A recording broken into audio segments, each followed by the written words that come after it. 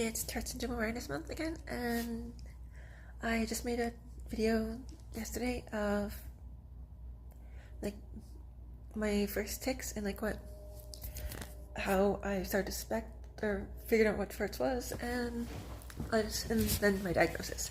And I said I'd make another video about my dad's tics, because he ended up getting diagnosed the same day as I was. My dad had already passed away, but either of us got diagnosed. But he was my dad was just, we just thought he was just weird and had a lot of quirks and weird behaviors, and just was very jumpy and maybe very nervous. Just a weird guy. I have really bad bangs today. But he would, every single time he tried to call anyone's name or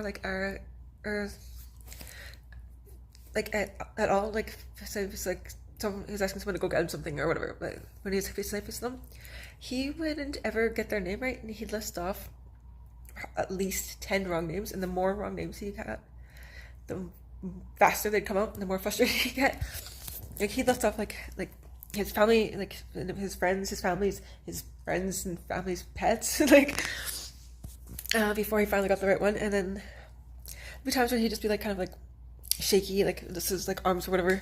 I just thought maybe he's just being kind of silly or weird or whatever, because I was a little kid and I didn't understand. There were times when he had to sleep either in the living room or something, because his legs were shaking or twitching too much to sleep in the same bed as my mom, because he would just keep kicking her. We thought he was just very jumpy, because he was always just flinching a lot. Also just seemed like he was the jumpiest guy ever, because he could be looking at you and see you moving slowly towards him, and then he'd just still jump. But it's just turns out those are some of his tics. He occasionally made some weird noises, and but my dad was was a weird dude in general. So he was a character, so we just thought that was just his